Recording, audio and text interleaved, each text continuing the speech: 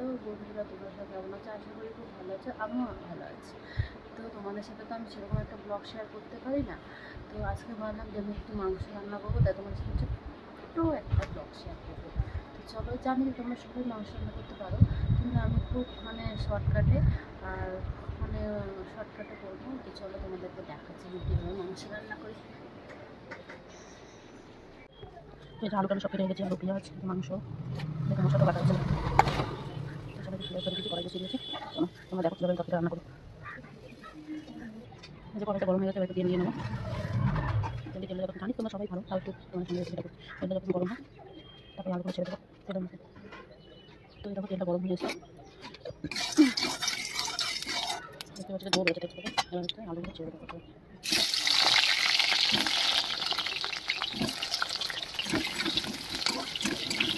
আলুগুলো লাল লাল করে ভেজে নেবো। আলুগুলো ভালো হচ্ছে, আমি আলুটা যখন মাংস ভাজি মাংস বা মাংস দিয়ে আলু ভাজি তখন হচ্ছে আমি একটু লবণ দিই, একটুখানি লবণ দিয়ে লবণ দিয়ে দিচ্ছি, আলুটা লাল লাল করে ভেজে নেবো। তো এই যে আলুগুলো ভাজতে ভালো করে ভাজা হয়নি, লাল লাল করে ভাজো, ভালো করে লাল লাল করে ভেজে নিতে হবে আলুগুলো। আমি যদি খাটা একটু হালকা করে ভাজি আমি ভালো করে ভালো করে না ভাজা আমরা ধনিয়া করে দেবো। আলুগুলো ভালো করে ভেজে নিই, ভালো করে লাল লাল করে ভাজা হয়ে গেছে। এবারে আলুগুলোকে তুলে নিই, আলুগুলো তুলে নিচ্ছি, তেল আছে মেরেটা তেল দেবো, এর মধ্যে জিরে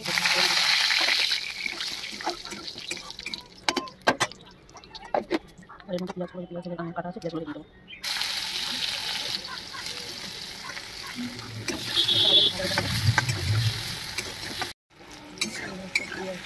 লাল লাল করে ভাজছি,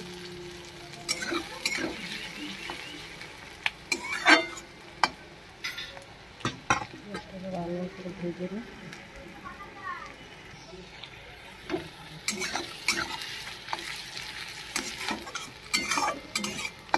পেঁয়াজগুলো একটু লাল লাল করে ভাজবো, একটু ভাজতে হবে, পেঁয়াজটা ভাজা হয়নি। এই যে পেঁয়াজটা একটু ভাজা ভাজা হয়ে গেছে, আলু ভেজে রেখেছি, এবার মাংস রেখে এই মাংসটিতে মশলা রেখে এবার মাংসগুলোকে পেঁয়াজের মধ্যে দিয়ে দেবো।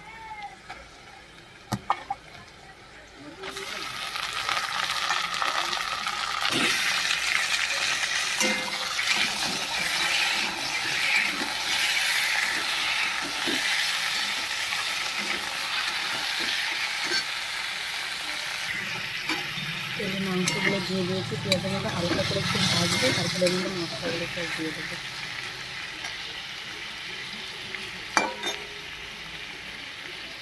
অবস্থা আস্তে করে দিয়েছি, হালকা হালকা ভেজে নেবো।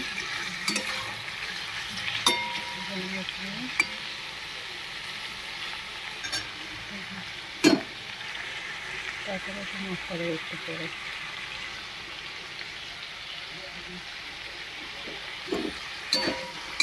আর একটু ভাজবো, হালকা একটু ভেজে নিয়ে তারপরে এর মধ্যে মশলাগুলো সব দিয়ে দেবো। আমি তোমরা সবাই জানো এর মধ্যে কী কী মশলা, জিরে ধনে আদা রসুন পেঁয়াজ আমি নুন আর হলুদ এর মধ্যে একবারে দিয়ে দিয়েছি। যে মশলাটা সব দিতে কাজ করছি।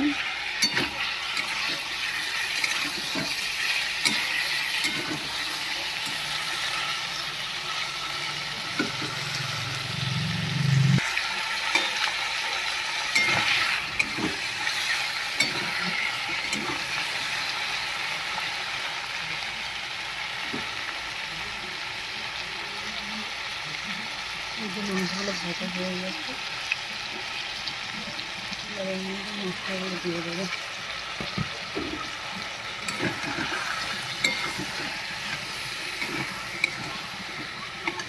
মশলাগুলো দিয়েছি, এবার ভালো করে নাড়িয়ে চাড়িয়ে নেবো। তো এই যে মশলা দিয়ে দিয়েছি, জল দিইনি বন্ধুরা, তো বাটিটা জাস্ট মশলার বাটিটা দিয়ে ভালো করে একটু জল দিয়েছি। মশলাটা ভালো করে কষিয়ে নিতে হবে। মশলাটা যখন কষাই তারপরে এই যে ভাজা আলুগুলো ওর মধ্যে দিয়ে দেবো। মশলাটা ভালো করে কষাতে হবে, নাহলে আবার কাঁচা কাঁচা বন্ধ বেরোবে। কিন্তু ভালো করে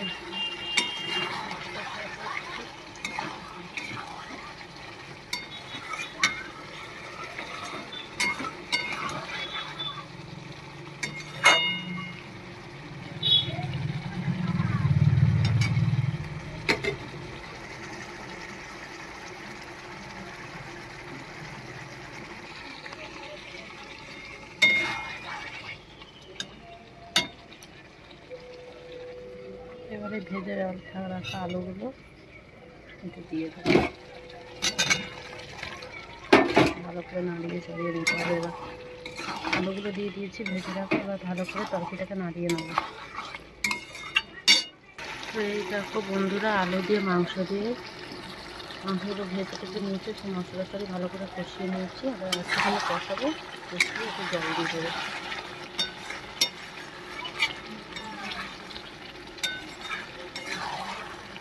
কষিয়ে নিই।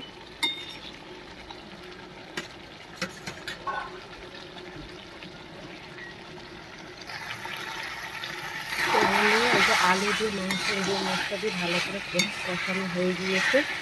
এবার একটু দেবো জল, একটু করে জল দিয়ে দেবো।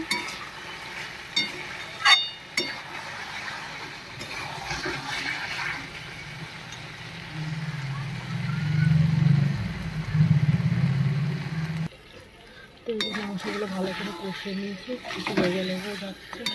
এবার দিয়ে দেবো এখানে জল,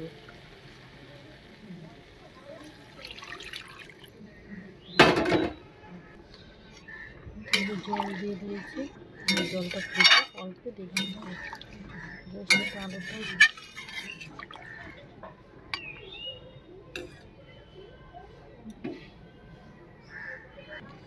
একটু জল দিয়ে দিয়েছি। এবার তরকারিটা যতক্ষণ ফোটে অপেক্ষা করি। দেখো বন্ধুরা, তরকারি ফুটে গেছে, আরও ফুটুক ভালোভাবে, তারপরে তরকারিটা নামাবো। তো দেখো বন্ধুরা, আমার তরকারি হয়ে গেছে রেডি। একটুখানি ঝোল নেই, এটা একটুখানি ঝোল করে নামিয়ে দেবো। গরম মশলা দিয়ে দিলাম। দেখো এই গরম মশলাটা আমার খুব ভালো লাগে।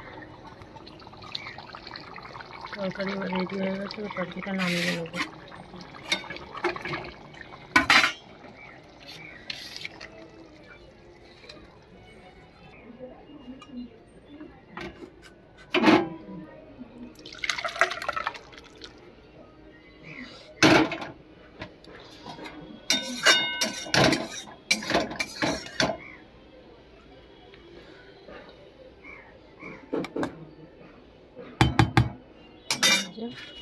আমার তরকারি পুরো রেডি। তো দেখো তোমরা কেমন লাগছে।